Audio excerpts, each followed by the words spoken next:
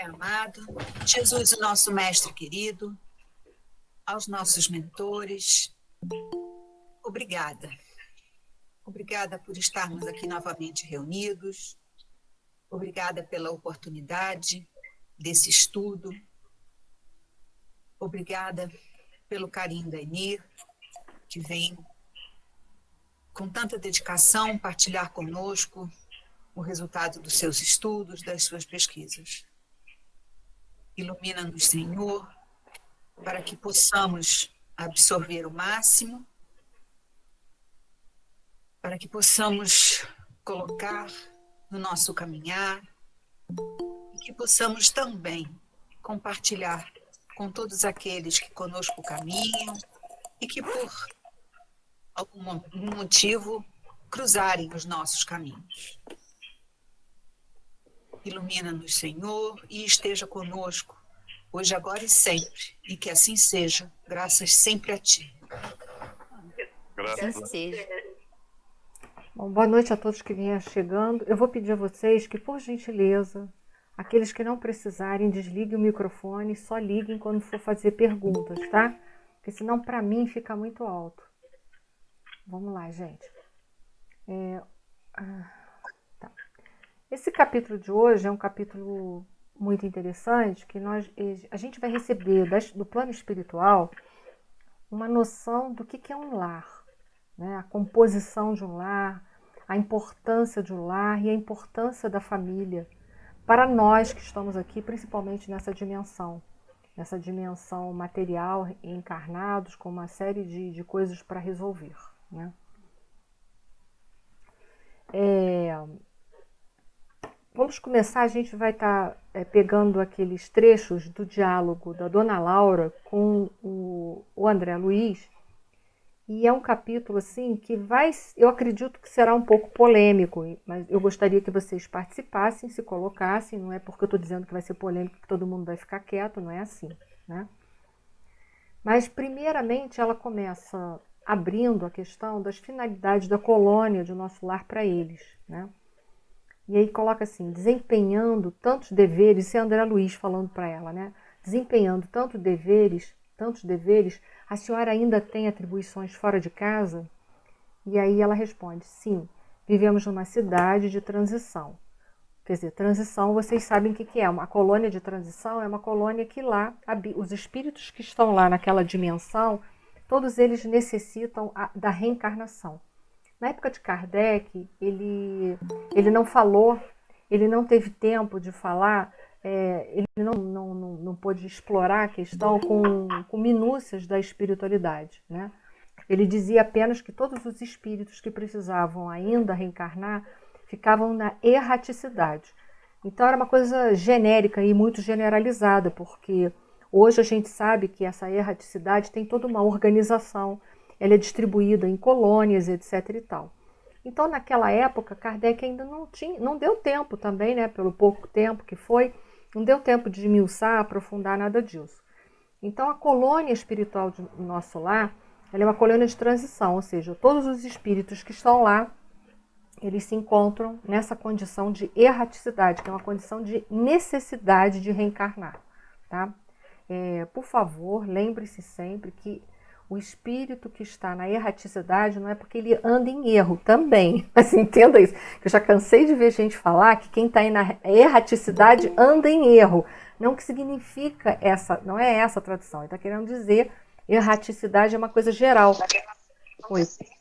Alguém quer falar alguma coisa? Não, né? Ele apenas quer se colocar como aquele que ele está se referindo para nós. Os espíritos que se encontram na erraticidade significa que são espíritos que precisam ainda reencarnar. Tá? Então, não se sabia disso só, mas não se sabia que se distribuía em colônias, em organizações tão especializadas como as obras de André Luiz trouxeram para todos nós. Tá? Então, é nesse sentido que eu quero colocar para vocês. Então, a colônia espiritual é nosso lar, é uma colônia espiritual que é destinada a espíritos que ainda precisam reencarnar. Só um minutinho, gente. Pronto, botei para dentro, pessoal. E esse é o caso, né? Então ela coloca assim, sim, vivemos numa cidade, ou seja, uma colônia espiritual de transição. No entanto, as finalidades das colônias residem no trabalho e no aprendizado. Então, você fica numa colônia para você dar seguimento ao seu aprendizado. E, através do trabalho, você aproveitar para se instruir e também para se preparar moralmente para novas reencarnações que virão para frente. Tá? Então, lá na colônia espiritual Nosso Lar, ninguém fica sentado tomando água de coco numa rede, ok? Na espiritualidade a gente trabalha. O povo que já estuda comigo há mais tempo, eles dizem que quando eu reencarnar, já vai ter paciente para eu atender na espiritualidade e palestra de andada. Deus queira, Deus queira. Mas é o fato. Bom, aí ela continua. As almas femininas aqui assumem numerosas obrigações, preparando-se para voltar ao planeta ou para ascender a esferas mais altas. Tá? Então, ela está falando da questão das almas femininas, mas não significa que as almas masculinas não fazem nada. Tá? Ela está se referindo à questão da mulher, porque como ela vai falar de lar, o enfoque dela maior vai girar em torno da mulher e a gente vai saber por quê. É aí que vai ter gente gritando aí, falando, doutrina espírita, machista, né? Não. Vamos lá. Então, ela começa falando das questões, né, das obrigações da mulher e coisa e tal. Deixa eu ver se esse slide aqui não está um pouquinho fora de ordem. Só um minutinho, por favor, gente. Porque a questão é que eu acho que eu pulei um monte de coisa aqui, mas tudo bem, vamos lá. Vamos voltar, né? Vamos voltar para as questões do Livro dos Espíritos. Né? Ela vai falar da finalidade e das questões das almas femininas. Então, para a gente começar a abordar a questão da mulher, né, da polaridade feminina, Kardec, na questão 817 do Livro dos Espíritos, pergunta assim: são iguais perante Deus o homem e a mulher e têm os mesmos direitos? Vocês têm que entender que essa pergunta foi feita em 1857, tá? Então, a gente tem que entender que tem que contextualizar essa pergunta. Ainda lá se tinha muitos problemas, né? A mulher ainda não tinha todos os direitos na sociedade como hoje. Como hoje ainda não tem totalmente. Né? A mulher pode desempenhar a mesma função que o homem, que vai ganhar menos em muitos lugares. Então, a gente tem que entender isso daí. E a resposta dos espíritos é: não outorgou Deus a ambos a inteligência do bem e do mal e a faculdade de progredir? Então, se ambos têm, né, que reencarnar, têm que progredir intelectualmente, moralmente, etc. e tal, ora, bolas. Peraí que alguém está aqui no chat me falando alguma coisa. Sem problemas. Quem precisar sair agora, fica tranquilo que a aula está gravada, e quem precisar sair mais tarde também fica tranquilo que a aula fica gravada, tá? Então, olha só. E aí, então, ele, né, já começa dizendo que ambos têm as mesmas tarefas, as mesmas responsabilidades evolutivas, né? E aí Kardec continuou fazendo pergunta, até porque a questão era polêmica também na época, ainda continua sendo, né? Com que fim mais fraca fisicamente do que o homem é a mulher, né? Isso a gente também vai ter que contextualizar. Por quê? Né? Hoje, no século XXI, essa pergunta ela não se encaixa com tanta perfeição aqui. Por quê? Nós vamos ver que tem mulheres que têm uma constituição física, muitas delas, mais forte, mais resistente do que muitos homens. Lembra que eu falei para vocês essa questão da gente estar passando por um largo período de tempo, numa polaridade, depois um largo período de tempo na outra, que a gente falou das outras aulas? A gente vai ver hoje, principalmente no nosso século, no século XXI, que, como eu disse para vocês, há muitas mulheres que trazem muita característica masculina. E não estou dizendo que essas mulheres elas têm uma tendência à homossexualidade, não é nada disso não. São mulheres que não têm tendência à homossexualidade nenhuma, mas trazem, né, uma personalidade muito ativa, muito parecida com a do homem, e até mesmo força física e predisposição para o trabalho, às vezes até maior do que muitos homens. E isso vai se dando por quê? Porque a gente vai integrando as nossas polaridades, a masculina e a feminina, nos ciclos reencarnatórios que a gente vai vivenciando. Então, assim, novamente, a gente tem que contextualizar que em 1857, século XIX, a mulher tinha um papel na sociedade, a mulher era vista dessa forma e a mulher era colocada desta maneira. Então, a pergunta se encaixa perfeitamente naquela época. Também temos que levar isso em consideração, tá? E a resposta dos espíritos, para lhe determinar funções especiais, ou seja, ele quis dizer que às vezes a mulher era mais delicada fisicamente, mais frágil fisicamente, porque ela tinha determinadas funções ali especiais a exercer. Ao homem, por ser mais forte, os trabalhos rudes, a mulher, os trabalhos leves. A ambos o dever de se ajudarem mutuamente a suportar as provas de uma vida cheia de amargor. Então, assim, a gente vai vendo que isso em determinadas épocas da humanidade, os corpos eram bem distintos verdadeiramente, né? Mas hoje a gente já vai vendo que a mulher ainda traz uma constituição, em geral, mais delicada do que a constituição física do homem. Mas, como eu disse para vocês, nós não podemos pegar essa pergunta 819 e dizer que ela se encaixa com perfeição no século XIX. Porque no século XIX nós vamos ver constituições físicas de mulher e de homens muito diferentes. A gente vai ver homens com constituições fracas, frágeis, delicadas, que não suportariam o trabalho que um homem comum suportaria na sociedade. E que às vezes uma mulher consegue executar aquilo com muita facilidade. Então a gente tem que ir contextualizando e trazendo para a realidade do nosso momento de agora. Então vamos lá. Peraí, deixa eu só passar para cá. Isso. No livro Consolador de Emmanuel, a gente vai continuar montando o raciocínio, né? A pergunta que foi feita a Emmanuel, a 67, diz assim: como interpretar o movimento feminista na atualidade da civilização? Se a gente está falando de Emmanuel, a gente já está falando do século XX, né? Então a gente já avançou um pouco mais. A gente já está num outro período de tempo em que está havendo uma revolução na humanidade, que é chamada feminismo, as feministas, certo? Então, olha só, nós já estamos em outro período da humanidade, que já não é mais, né, o século XIX. A gente já está no século XX e agora o papel da mulher na sociedade, ele mudou em função, né, das nossas posições na sociedade, da evolução do espírito.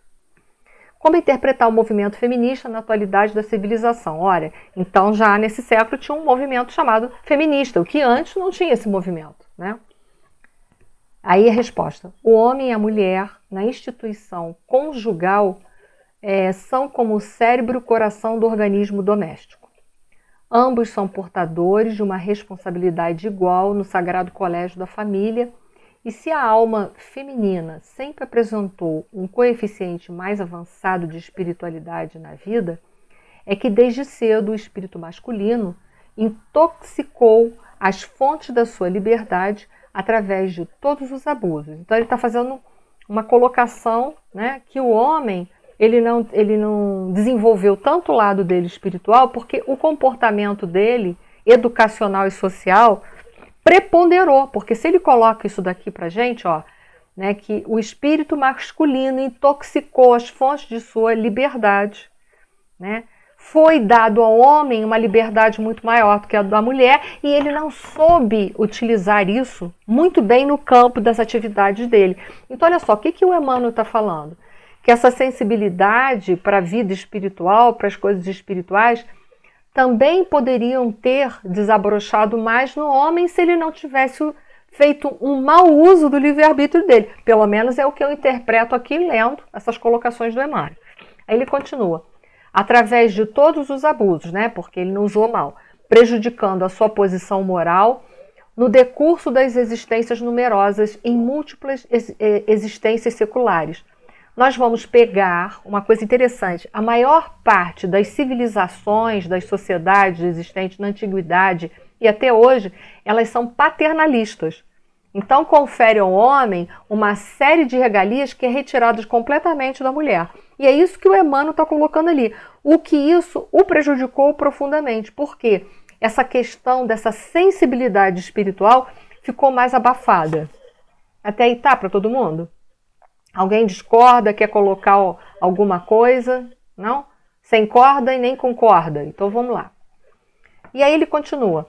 A ideologia feminista dos tempos modernos, porém, com as diversas bandeiras políticas e sociais, pode ser um veneno para a mulher desavisada dos seus grandes deveres espirituais na face da Terra. Se existe um feminismo legítimo, esse deve ser o da reeducação da mulher para o lar, nunca para uma ação contraproducente fora dele. É que os problemas... peraí que eu me perdi. É que os problemas femininos não poderão ser solucionados pelo código do homem, mas somente à luz generosa e divina do Evangelho. Então, veja bem, aqui, tanto a espiritualidade como o Kardec como Emmanuel fala que a mulher ela tem um papel fundamental dentro da questão da família e dentro do lar. Ela tem um papel que é fundamental dentro do lar, tá bom? Então, assim, ele faz uma crítica ao movimento feminista, que a gente vê, ele fez uma crítica, né, dizendo que a mulher está tentando alcançar um patamar que não é um patamar legal para ela, né? E se a gente for pensar, é verdade, a mulher ela tentou demais fora da conta ser ou poder ser e fazer todos os papéis do homem. Para que a gente tem que provar isso e fazer isso? Né? Entendo, foi um salto para conseguir a liberdade e a igualdade dos direitos na sociedade. Mas com isso, muitas coisas também a gente perdeu em função disso. A gente tem que entender que existiu perdas para a mulher, para a alma feminina, em relação a isso daí. Essa é a crítica do Emmanuel. Ele não é um machista que está querendo dizer assim para a gente, olha, mulher foi feita para molhar o umbigo no tanque e secar no fogão. Ele não está dizendo isso. Eu só quero que vocês entendam isso, tá? Emmanuel não está fazendo essa colocação aí, dizendo que mulher é feita para molhar umbigo no tanque e secar no fogão.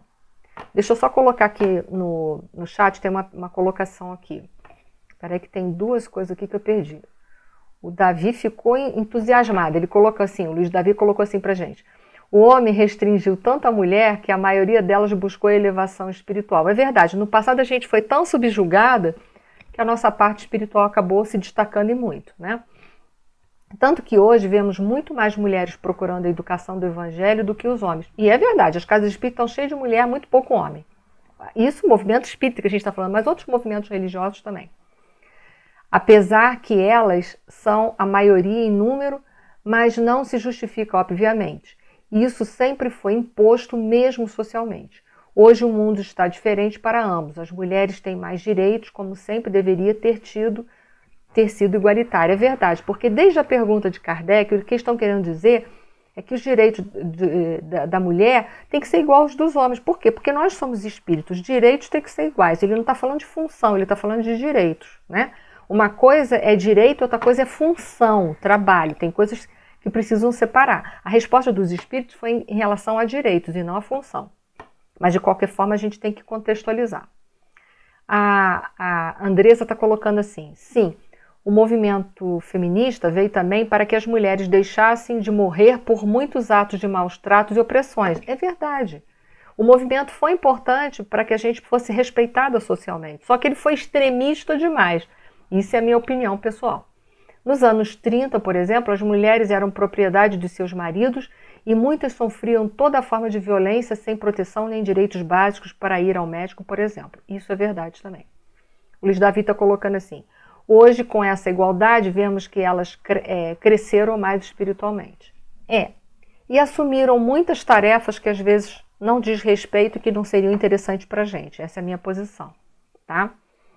Então, eu quero que vocês entendam isso. Nem Kardec foi machista, né? O Livro dos Espíritos, a gente tem que contextualizar. Como Emmanuel também está dizendo isso. Só que a gente saiu de uma opressão e caiu do outro lado. Isso é que foi errado. A gente não conseguiu encontrar o caminho do meio. E que agora a gente pode começar a se pautar pelo caminho do meio. Fez parte esse movimento para dar direito à mulher e fazer com que ela seja respeitada? Sim, fez parte, foi importante. Não fosse assim, provavelmente não teria acontecido nada. Mas o que a gente... É isso aí, a Andressa está colocando. Perigos são os extremos que a gente acabou entrando, e com isso o lar ficou muito desprotegido das funções da mulher. Isso é um fato, que a gente não pode delegar isso para outros, não tem como. Né? Isso é um problema que é nosso mesmo. Tá? Então vamos seguindo. Leon Denis, eu não vou ler tudo isso que está aí, depois se vocês quiserem o livro em PDF eu posso mandar, eu tenho esse livro em PDF, vou botar lá. Ele exalta a mulher, coloca a mulher, dizendo que a mulher, como médium, ela é fantástica, tarará, tarará, tarará, mas ele tem a mesma opinião. Tá? Ele ainda fala dos deveres da mulher, que ela acabou se isentando e que ela tem um papel predominante e importante no lar. Mas isso eu posso mandar para vocês também. Mas é bonito, o Leon Denis ele tem essa qualidade poética, né, de colocar as coisas, os textos dele. Mesmo textos que são filosóficos e mesmo científicos, ele consegue dar um tom poético, né? Ele tem essa capacidade, né? Então ele coloca, ele exalta, mas ele também ele não foi muito a favor desse movimento que já estava surgindo e que depois ganhou corpo, né? Que é o feminismo, tá? Que ganhou corpo bem depois. Vamos lá, isso depois eu mando para vocês, eu não vou ler. E aí continua a Dona Laura, foi aí que eu achei muito interessante essa colocação dela, porque eu vi ali um perfeito equilíbrio entre as potencialidades, ou entre as forças masculinas e as forças femininas. Isso eu achei fantástico, essas colocações dela, né? E muito inteligente também, né? Ela coloca assim, o orientador muito versado em matemática, né, que foi lá o que explicou isso tudo para ela, prosseguiu ela, fez-nos sentir que o lar é como se for um ângulo reto nas linhas do plano da evolução divina. A reta vertical é o sentimento feminino, envolvido nas inspirações criadoras da vida. A reta horizontal é o sentimento masculino, em marcha de realização no campo do progresso comum. O lar é o sagrado vértice onde o homem e a mulher se encontram para o entendimento indispensável. É templo onde as criaturas devem unir-se espiritual antes que corporalmente. Então, o que ela está querendo mostrar para a gente é que no lar deveria haver um equilíbrio dessas forças, né? Não deveria haver predomínio. É assim que eu faço a interpretação da leitura desse gráfico. Até porque hoje, como eu disse para vocês, tem muita mulher que é mais homem do que muito homem que é mais mulher do que muita mulher. Isso, gente, é o panorama que a gente está vivendo hoje. A gente não pode deixar de contextualizar isso aqui, né? Então, hoje eu vejo que os lares, eles precisam haver esse respeito, esse equilíbrio no lar. Ajuda. O que falta em um, o outro tentar ajudar, suprir, colaborar. Para quê? Para que o lar seja um lar de equilíbrio. Mas isso aqui é pedir muita maturidade ainda para a gente hoje no século XXI, para a atual evolução que a gente se encontra. E principalmente num planeta de provas e expiações em que muitos casamentos são expiatórios. Então vocês sabem que nesses casamentos expiatórios é mais uma arena onde as pessoas estão degladiando ali dentro ou tentando se ajustar do que qualquer outra coisa. Mas a verdade é que o lar deveria ser essa harmonia dessas polaridades, trazendo essa harmonia, independente de que a mulher tem que ser, né, aquele lado mais passivo, digamos assim, mais espiritual, e o homem um lado mais ativo e mais material, independente disso, porque às vezes, como eu disse para vocês, as almas hoje já estão tão tarimbadas em tantas coisas, e como eu disse, há mulheres que são muito mais homens do que muitos homens e homens que são mais mulheres do que muitas mulheres, é buscar o equilíbrio entre os dois. Né? O que cada um pode ofertar muito mais dentro de um lar. Eu tenho uma amiga, né, o marido dela, ele foi um excelente pai para as crianças. Ele era o cara que dava banho, era o cara que trocava fralda, ele era o cara que sabia do remédio todo. Ela falava assim, ainda bem que ele acorda de noite, que as crianças berram lá no quarto, eu nem escuto. Você vê, o instinto materno da mulher, em geral, a criança respirou no quarto, a mulher já acorda. Ela nunca teve isso. Ele teve isso a vida inteira. Olha que interessante. No entanto, eles conseguiam equilibrar isso dentro do lar deles, né? Se a gente for ver, ele tem muito mais uma alma materna, um instinto materno que ela. Quer dizer, a criança podia morrer sufocada lá no berço, que ela nem ia sacar. A criança acordava de manhã roxa, ela ia pegar o rebento lá e mandar enterrar. Ele ouvia, ele acordava, ele providenciava a mamadeira, ele trocava a fralda, porque ele escutava e ela não. Ela falava, eu não escuto mesmo, né? No entanto, ele se completava em outras coisas, né? Ele tinha esse lado muito materno que faltava nela, mas ela tem um outro lado. Então é isso que eu estou querendo dizer para vocês, buscar esse equilíbrio dentro dos lares, né? Isso aí seria a minha interpretação hoje, atual, desse vértice sagrado, tá? Mas é claro que vocês podem emprestar as interpretações que vocês quiserem. O que eu vejo ali é que a gente tem que buscar uma harmonia dentro dos lares. E sem contar hoje, né, que a gente tem lares hoje, lares que são formados por casais gays e que têm filhos. Então, como vai fazer essa harmonia acontecer? Então, também tem muito isso aí, né? Eu não vou entrar nesse departamento, que isso vai dar outras polêmicas dentro do movimento espírita. Mas o que eu quero dizer para vocês é que o lar ele é de suma importância para a gente poder, né, é uma parceria, né? A Andresa está colocando, deve ser, peraí que saí do chat, deve ser uma parceria para o bem comum, independente do papel que cada um ocupa. É verdade, né? Eu costumo até brincar que eu nunca vi o sexo da geladeira, eu nunca vi o sexo do fogão, nunca vi o sexo da máquina de lavar roupa. Eu acho assim, são funções. Hoje a mulher precisa trabalhar também. Então assim, tem que encarar um fogãozinho? Encara. Tem que encarar uma máquina de lavar roupa? Encara.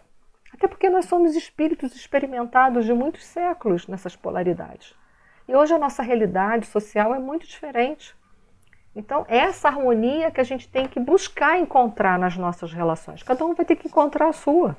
Eu citei o caso da minha amiga, que o marido dela tem uma alma muito mais feminina nesse ponto de cuidar das crianças do que ela. Não que ela não ame os filhos, ela é apaixonada pelos filhos. Mas ela não tinha essa questão, né? Nunca teve. Então, a gente tem que entender isso. Alguém? Oi. Oi, Eduardo, pode falar. Eu, como moro sozinho, né? Então, eu sou um bom cozinheiro, pelo menos eu adoro a minha comida, né? Bom cozinheiro, lavo roupa, faço tudo, limpeza, só não gosto de fazer uma coisa e não faço. É passar. Nem eu. Encontrei alguém que odeia um ferro de passar roupa que nem eu. Eu odeio. É a hora que vocês vão me ver com a cara contrariada e de mau humor se me der uma roupa para passar. É a hora que eu realmente não consigo disfarçar. Eu odeio. Aquele negócio, se eu tô todo enrugado, por que minha roupa não pode ficar também, né? Pois é, tão charmoso, né? Mostra que você é um conservador das suas roupas. Apesar das rugas da velhice, ela permanece ali firme. Gente. Mas é isso que a gente tem que buscar, né? O lar é um lugar para a gente aprender a se amar, aprender a se conhecer, aprender a se respeitar. O lar é tudo isso, né? O lar hoje está muito abandonado, mas eu vejo no século XXI um lar abandonado de pai e mãe. A gente vê hoje as crianças dentro de casas órfãos de pais vivos. Eu vejo muito isso na sociedade e eu acredito que vocês também. Está faltando hoje não é só a presença da mãe, não. Está faltando a presença do pai, está faltando toda a presença, né? E essa pandemia mostrou bem para a gente o quanto que essas posturas elas estão carentes na gente. Que tem muito pai e muita mãe em plena pandemia que queria voltar para a escola porque não aguenta os filhos, literalmente. Eu não vou dizer que são todos, né? Que não aguenta. O que eu vou fazer com os meus filhos dentro de casa? Porque quando eles me enchiam o saco, eu mandava eles para a escola. Eles ficavam lá o dia inteiro, fazia aula de inglês, português, alemão. Falta presença, literalmente, que a Simone colocou, né? Não é quantidade, é qualidade. É isso aí. E não é a física. Falta presença emocional. Oi, não sei quem Você não acha que hoje em dia, com a facilidade, os casamentos estão se desfazendo assim muito mais fácil, né? A pessoa casa e daqui a pouco está separado. Acho que você comentou sobre o casamento expiatórios. Você usou uma expressão assim. Eu acho que... Será que hoje em dia ainda tem? Tem, né? A questão é o quanto que esse casamento ele tenta ser equacionado, né? Não tô dizendo que a gente tem que empurrar casamento, isso é uma outra história, né? Mas assim, o quanto que as pessoas tentam equacionar, é verdade.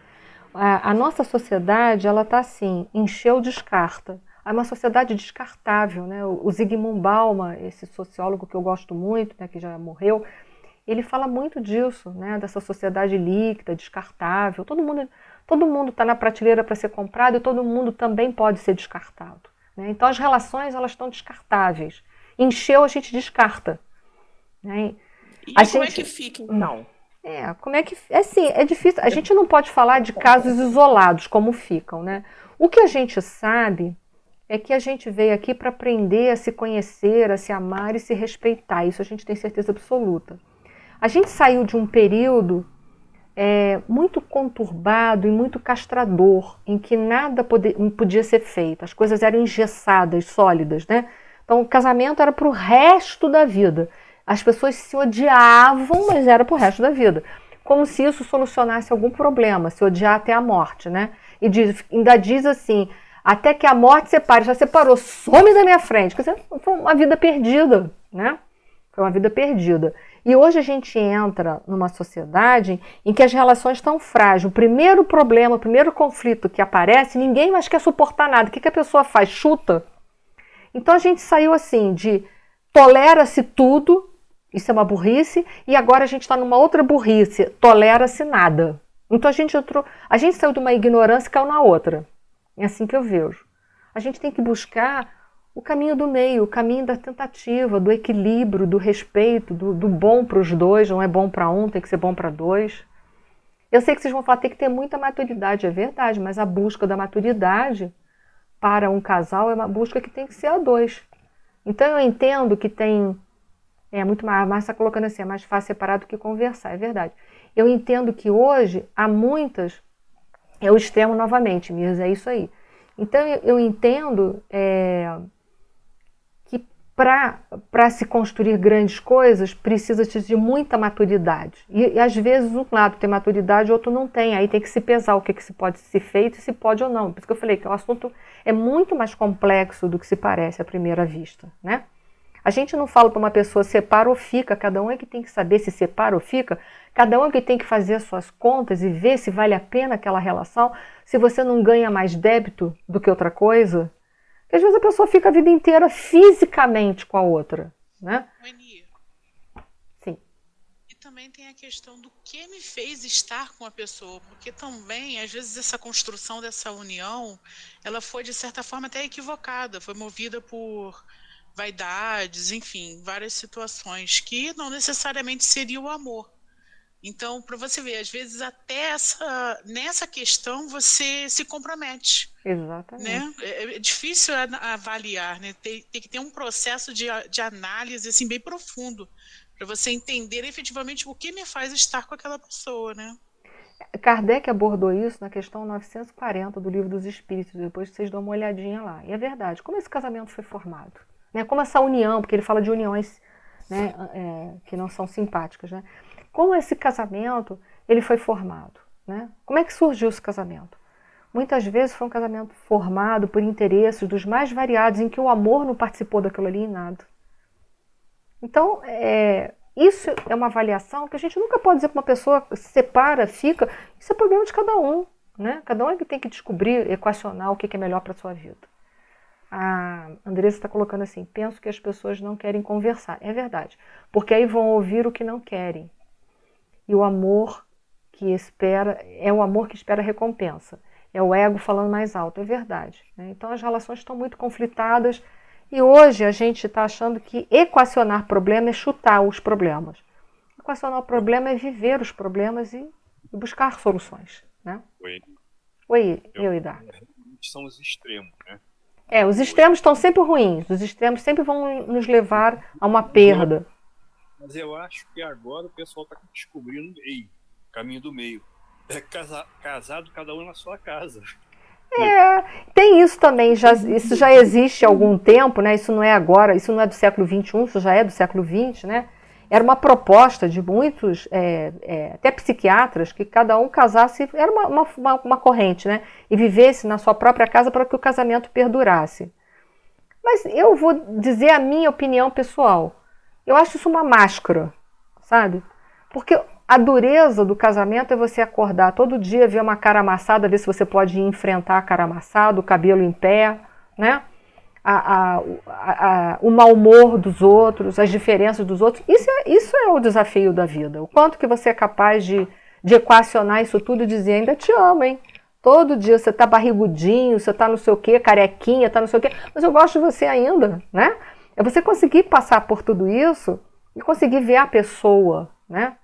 Então, é uma forma de equacionar uma coisa com nada. Isso é a minha opinião pessoal. Mas eu tenho pessoas próximas a mim que casaram e são casados dessa forma. Um no seu apartamento, o outro no outro, e vivem. Eles dão conta disso. Então, se eles dão conta disso, isso tá bom para eles, tá ótimo para mim.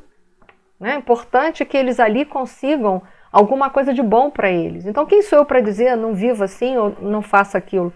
Talvez são almas que assim elas podem equacionar muitas coisas. E se elas viverem junto, elas vão se matar dali a 3 meses. Então, talvez isso seja uma boa solução. Eu conheço muitas pessoas que vivem assim. Então, o que eu acho horrível, e eu não aceito isso, vamos dizer assim, a pessoa que aborreceu durante o dia, vai dormir aborrecido, e levanta no dia seguinte aborrecido. O que é que acontece? Eu acho que se você chegar à noite, antes de dormir, tentar conversar, tentar chegar num ponto comum para poder a coisa fluir, então vai dormir bem e vai acordar bem. Porque se você dormir chateado, você vai acordar chateado. Aí você vai ter 2, 3, 4 dias de chateação. Mas aí a gente tem que ter muita maturidade, porque assim, a conversa não significa que alguém vai ganhar. O problema das conversas é que elas são duelos, elas não são conversas, elas não são diálogos, né? Então a gente pega as espadas, tira da cintura e vai lá até ver quem é que morre. Então esse é o problema. É verdade, o melhor seria dormir sem os aborrecimentos, mas geralmente quando a gente vai propor uma conversa, a gente quer ganhar o argumento. Esse que é o nosso problema. Que muitas vezes, primeiro que a gente não está com a bola de ganhar, e segundo que às vezes é bom que, interessante é que nenhum dos dois ganhe, porque na verdade nenhum dos dois tem razão. Né? Mas saber encontrar uma terceira razão exige a maturidade que a Jane está colocando aqui no chat, que ela fala assim, o convívio nos faz crescer. E é verdade, a vida em conjunto nos faz crescer. Né? Separados a gente não cria maturidade espiritual e emocional o suficiente. Então ela coloca, seja com familiares, colegas de trabalho ou amigos. É verdade. É a vida estreita, a relação, é que nos faz crescimento. Não é a vida em cada um e na sua casa. Porque cada um na sua casa, assim, eu estou de saco cheio da pessoa, vou para minha casa, que bom, não vejo mais aquela cara, não tenho mais que olhar a vibração, não tem que sentir a vibração da pessoa. Eu quero ver você diluir, você conseguir digerir uma situação e conseguir sair bem dessa. Esse é o nosso desafio. Né? Mas cada um é que sabe até onde pode ir num desafio ou não. Então, eu também volto a dizer, isso é muito particular. Tá? Então, ela está falando desse vértice sagrado que vai formar o lar, que eu vou dar a minha interpretação, que é a busca da harmonia dentro dos lares, né? Das funções, de desempenhar as funções dentro do lar da melhor forma possível para trazer o equilíbrio não só para o casal, mas o equilíbrio para os filhos que são frutos dessa relação, seja que relação for essa. Né? Então vai exigir de todos nós uma maturidade, uma dose de maturidade muito grande, cada um é que sabe até onde pode ir. Né? E aí ela vai prosseguindo na conversinha dela com o André Luiz, nos informando muitas coisas e nos levando a muitas reflexões, indo ao encontro dos nossos conflitos internos, e ela fala, quando o marido permanece calmo, a mulher parece desesperada. Quando a esposa se cala humilde, o companheiro tiraniza. Quer dizer, é a falta do equilíbrio que ninguém ali busca se entender. É a falta do entendimento. É isso que eu falei para vocês. Porque numa conversa, às vezes a gente está ali usando... A língua é uma espada que está querendo ganhar aquele jogo de esgrima. E é isso que não pode acontecer. A conversa tem que ser para finalizar e ser boa para os dois. Não é que um tem que sangrar para o outro ser feliz. E nem vice-versa. Né? Nem a consorte, a Simone está colocando assim, são galos em uma rinha. É verdade, né? Infelizmente. Né? Isso que não pode acontecer na relação marido e mulher, né? Que é o que a gente às vezes vê muito na relação a dois. Né? Alguém tem que vencer, infelizmente, nessa briga de rinha que a Simone está colocando. Né?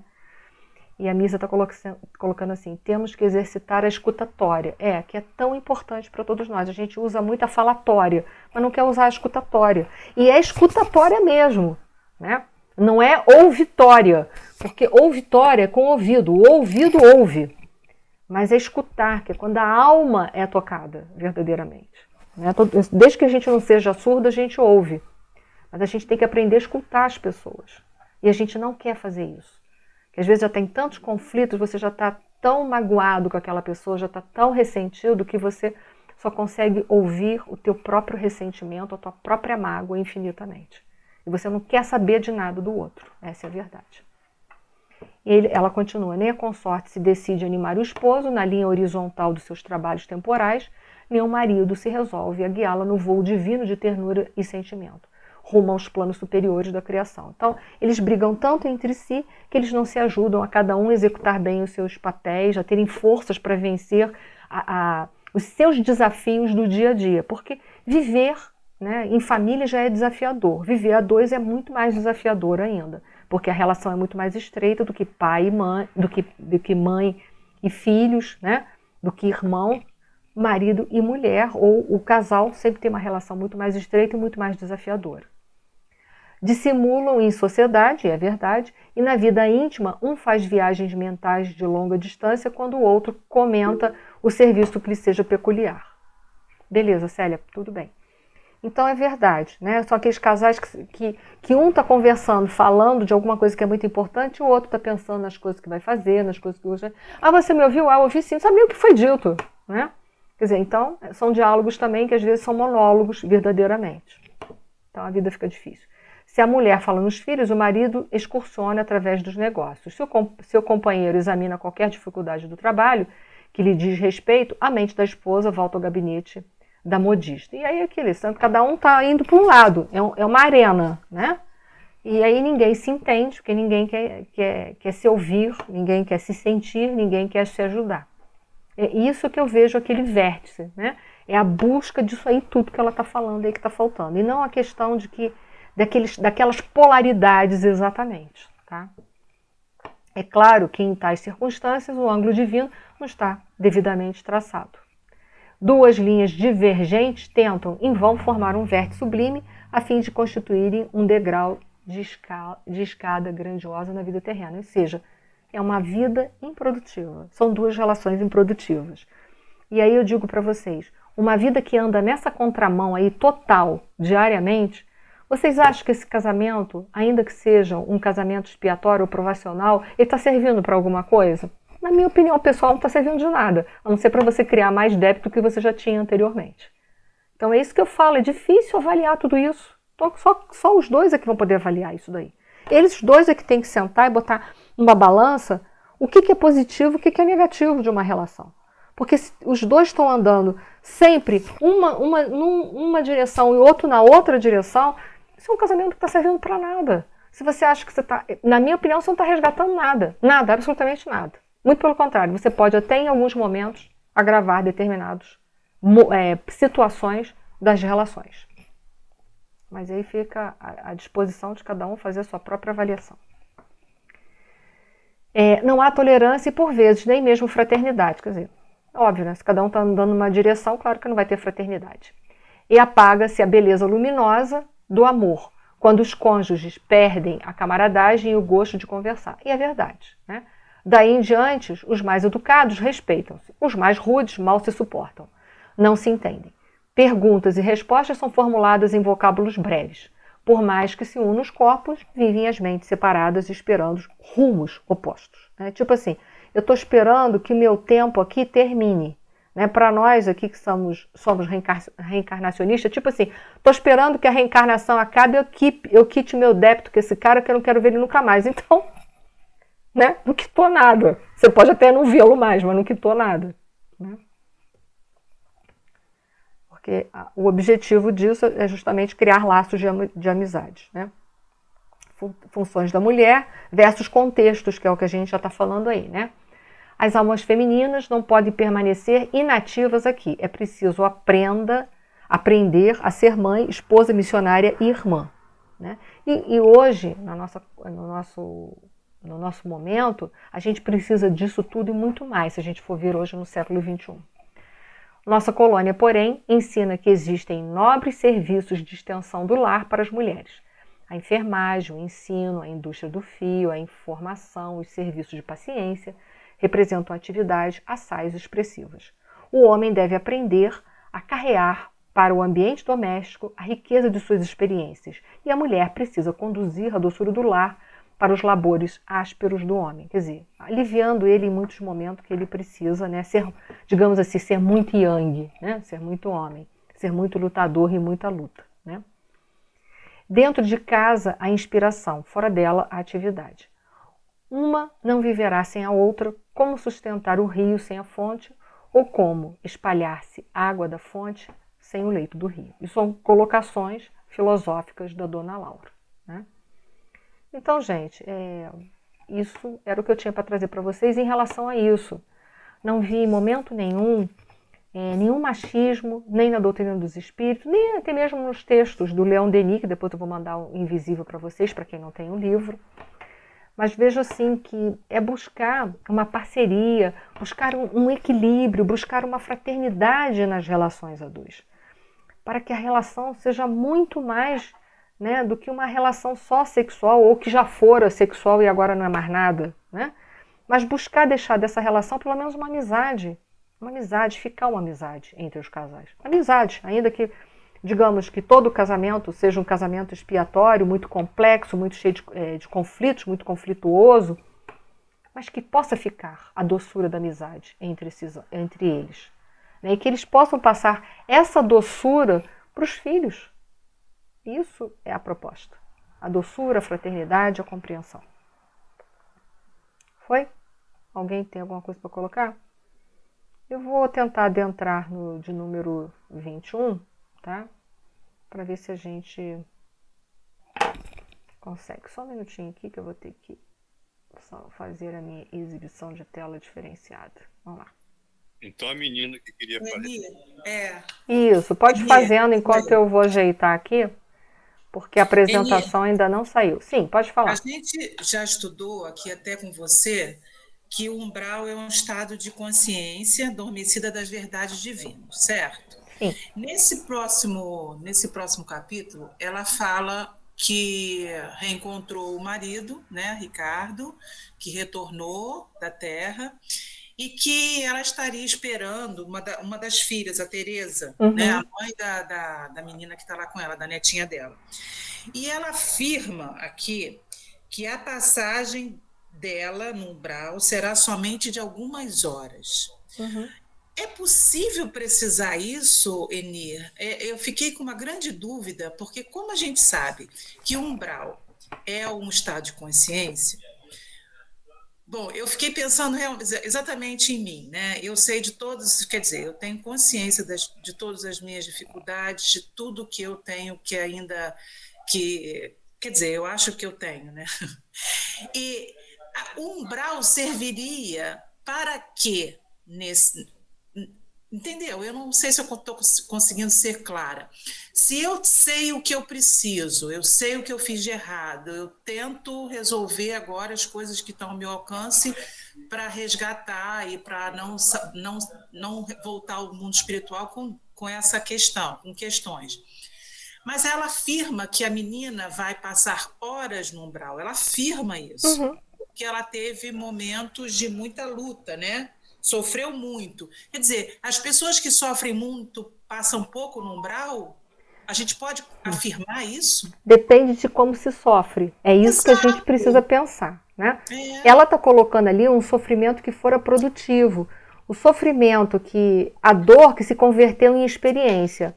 Porque tem muita gente que sofre muito, mas não transforma a dor em experiência, mas sim a dor em sofrimento, e fica sofrendo a vida inteira, mas não muda, fica endurecido, sempre no mesmo ponto, precisa de muita dor para sair daquele endurecimento.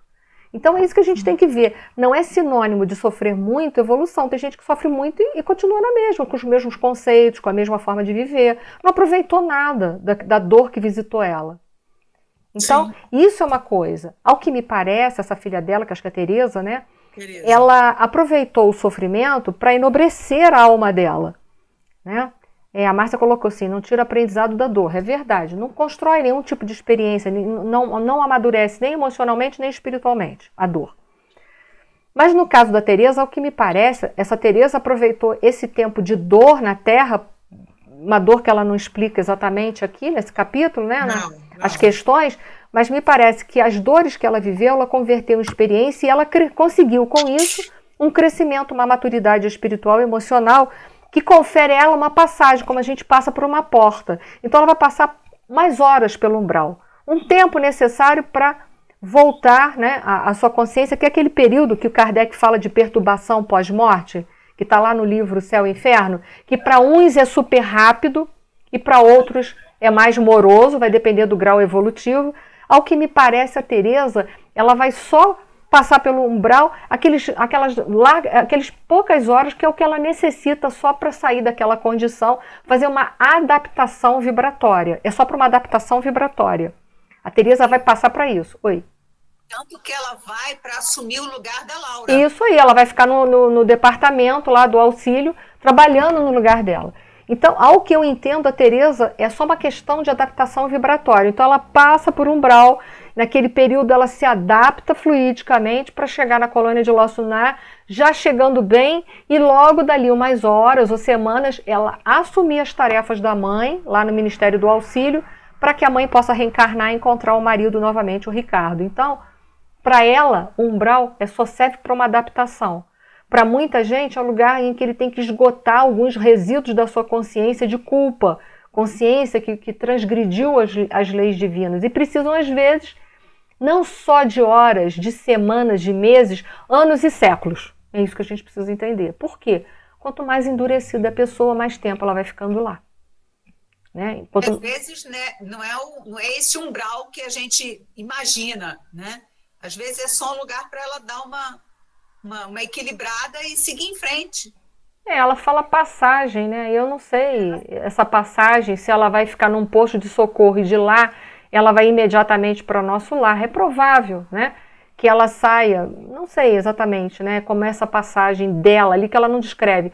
Se essa filha Teresa sai, vai para um posto de socorro e imediatamente após ela se adaptar fluidicamente, ela vai direto para nosso lar, né? Como é essa passagem? O que ela quis dizer é o seguinte: são poucas horas, porque é um espírito que está tão acostumado a determinados sentimentos, a determinados contatos com o mundo espiritual que ela fez através das dores que ela vivenciou, que para ela vai ser fácil se adaptar. Rapidamente ela vai entender a condição dela e vai assumir a posição dela. Rapidamente vai ser fácil para ela. É um espírito que já tem muita abnegação, muita aceitação, quer dizer, não é uma pessoa dura para aceitar. Tem gente que não tem, a resignação da pessoa é zero. Tem gente que não pode ter gripe. Quantas pessoas que vocês conhecem que não pode ter gripe? Eu conheço gente que não pode ter gripe. Você olha e fala assim, como assim não pode ter gripe? Nem é Covid, não, é aquela gripezinha que em 3 dias você equaciona. Tem gente que não pode ter uma dor de barriga ocasionalmente. Não estou falando daquela dor que você se contorce, não, uns gasezinhos que passam pela barriga. Não pode ter isso. Por quê? Porque está contrariado. Porque fica contrariado. Como assim? Deus vai me tirar daquilo que eu preciso fazer, ele não entende que eu preciso, ele tem que tirar isso daí rápido. Tem gente que é assim. Então entenda, ela é uma pessoa que pelo visto trabalhou a questão da aceitação, da resignação. As dores fez com que ela aceitasse as coisas da vida, e a resignação foram trabalhadas por ela com muita facilidade, que hoje qualquer mudança na vida dela, ela rapidamente liga o botão da aceitação, o botão da resignação. Enquanto que a gente, às vezes, para ter uma dor de barriga, a gente tem que procurar aonde está meu botão de aceitação e de resignação. A gente nem sabe que tem isso. Então, é isso que a gente tem que... assim que eu enxergo a Teresa, como alguém que a dor talhou isso, talhou esses sentimentos, que logo aceita os desígnios da natureza, os desígnios de Deus, logo aceita, logo trabalha, aquela pessoa flexível diante da vida. O que eu disse para vocês, tem gente que não tem flexibilidade para nada. E a Teresa, o que me parece, foi aquela pessoa que a vida ensinou isso para ela, a dor. Ok, amor, ok. Tem um livro da Joana de Anjos chamado Momentos de Felicidade, no capítulo 4, intitulado A Benfeitora. Se você não tiver, eu acho que eu não tenho em PDF, mas Não, eu tem. posso fotografar e depois botar no grupo. É muito interessante. A tal da benfeitora que a Joana de Ângeles enche a bola é a dor. Quando chega no final, quando eu terminei de ler esse capítulo a primeira vez, eu falei assim, Joana de Ângeles está de brincadeira. Porque ela falou de uma linguagem poética tão maravilhosa, eu quero conhecer quem é essa benfeitora. Quando chegou no final que ela disse que é a dor, eu murchei. Ah, então bota, Eni, Opa, bota, por tá. favor. Tá. Vamos lá. Vamos falar o que der tempo do capítulo de hoje. Continuando a conversa. Problema da propriedade. A gente vai entrar na questão do bônus horas, que já foi tão falado aqui. E agora a gente vai ver que o bônus horas é um mérito. Mas. Boa noite, Eduardo. Boa aula. Eu vou só entrar aqui então, porque a gente está por 5 minutos, tá? Não vai dar tempo. Mas é só para a gente já preparar a cabeça para a próxima aula, tá? Como se encara aqui, é uma pergunta de André Luiz para Dona Laura, como se encara aqui o problema de propriedade na colônia? Esta casa, por exemplo, pertence-lhe? Quer saber, né? Aqui na Terra a gente registra no cartório, no Brasil, né? Registra no cartório e acha que tem o poder. Eu acho que a gente aqui não tem nada, porque a gente paga IPTU por resto da vida, paga imposto por resto da vida, então o que é nosso aqui? E, no entanto, a gente ainda não caiu na real que a gente é só depositário dos bens do governo e não proprietário. Mas vamos seguir, né? E coloca assim, tal como se dá na Terra, a propriedade aqui é relativa. Nossas aquisições são feitas à base de horas de trabalho. Então, você tem que ter horas de trabalho para ter mérito, para conseguir um lar para você e a sua família. Então, veja bem, o trabalho aqui é sinônimo de mérito. Então, tem que trabalhar para ter. Não pode conseguir a propriedade de outras formas, como ocorre muitas vezes aqui na Terra. O bônus horas, no fundo, é o nosso dinheiro. Veja bem, assemelha-se, mas não é moeda. Não é moeda porque ele é adquirido de outra forma, né? Quaisquer utilidades são adquiridas com esse cupom. Então, qualquer coisa, você tem que ter bônus horas. Se você quer pedir um favor para o nosso lar, para um filho que ficou na Terra, você tem que ter bônus horas para pedir. Ou seja, o teu pedido, você tem que ter méritos para ele. É como a gente aqui está assim, está com dor de barriga. Senhor, me livra da dor de barriga. Para tudo a gente quer que Deus libere a gente. Se a gente tem mérito ou não, a gente quer se libertar. Não é assim lá. Quaisquer atividades são adquiridas com esses cupons obtidos por nós mesmos à custa de esforço e dedicação. As construções, em geral, representam patrimônio comum, então não é de ninguém. Patrimônio comum sob controle da governadoria. Cada família espiritual, porém, pode conquistar um lar, nunca mais do que um. Então não adianta você achar que você vai comprar um monte de casa em nosso lar, arrendar as casas para ganhar aluguel. Não vai, né? Você só pode ter um. Apresentando 30 mil bônus horas. Então, quer dizer, o Davi está colocando assim, uns 1.250 dias de trabalho, é isso contando 24 horas de trabalho. Deve dar mais ou menos isso, viu? É brincadeira dele. Então, você adquire com um bônus horas, né? 30 mil bônus horas. Eu não fico imaginando para conseguir isso. O que se pode conseguir com algum tempo de serviço, que ela não diz quanto tempo. Que também vai depender do serviço, quero crer, né? Nossa morada foi conquistada pelo trabalho do esposo, que veio da esfera espiritual, antes dela, né? Muito antes de mim. 18 anos estivemos separados pelos laços físicos, mas sempre unidos pelos elos espirituais. Ricardo, porém, não descansou e trabalhou muito e conseguiu ali. Mas entenda, a gente vai ver isso aí, eles são depositários, eles não são proprietários. Por eles terem conseguido saber o valor de ter um lar em nosso lar, eles podem ficar ali por uma temporada, né? Agora, daqui a pouco, eles estão voltando para a Terra, vamos ver até que ponto os filhos deles vão poder, né? A gente não sabe de como é essa transação. Mas lá, nada lá é nosso definitivamente. Por quê? Porque a gente tem que entender que é uma dimensão de transição. É uma dimensão material. O mundo espiritual é matéria também. Então, entenda, é tudo muito transitório. Nada é nosso para sempre. A gente não vai voltar daqui a 10 séculos e falar assim, eu quero aquela casa lá que eu adquiri em nosso lar, cadê meu patrimônio, meu dinheiro? Não é assim que funciona. Tá? Vamos parar aqui hoje, depois a gente vai dar seguimento ao capítulo de número 21 na próxima aula. Tá? Eu vou pedir a Leida para fazer a nossa prece final. Leida, pode ou não? Pode. Vamos lá. Deus nosso Pai, Jesus, querido mestre, amigo, médico das almas, aos nossos amigos da espiritualidade que tanto nos acompanham, nos auxiliam nesse nosso momento encarnatório, bem como também a casa espírita que frequentamos e a todos aqueles que estão presentes em nossa vida, nos auxiliando, dando-nos força na nossa trajetória evolutiva, compreendendo as nossas dificuldades, as nossas ausências, mas também a nossa possibilidade de auxílio. Agradecemos imensamente pelo amor que depositas no nosso caminho, pela alegria, pela participação em nossa vida. Imensamente te agradecemos, Senhor, pela aula de hoje, que tanto nos fez refletir quanto às nossas atitudes e que possa nos auxiliar nessa nossa trajetória evolutiva para também entender as dificuldades do próximo, mas também aprimorarmos as nossas atitudes perante o próximo. Imensamente te agradecemos pela saúde do corpo, pela nossa lucidez da mente, que nos favorece, Senhor, a nossa independência, bem como também o nosso caminhar no rumo da nossa evolução. Obrigada a todos aqui presentes que nos auxiliaram nas suas anotações, que tanto favoreceu o nosso conteúdo de estudo. E mais uma vez, Mestre Jesus, que nos ampare nessa semana que se inicie, em especial também a nossa querida Enir, que tanto vem, através de seus estudos, nos proporcionar um ensinamento tão rico, nesse momento também tão difícil, que é, Mestre Jesus, essa pandemia globalmente. Obrigada mais uma vez por tudo que adquirimos, por tudo que estamos lutando para conseguirmos moralmente e que nos envolva de paz e harmonia, não só a gente, bem como também os nossos familiares. Que assim seja. Assim seja. Gente, obrigada a todos, uma boa semana.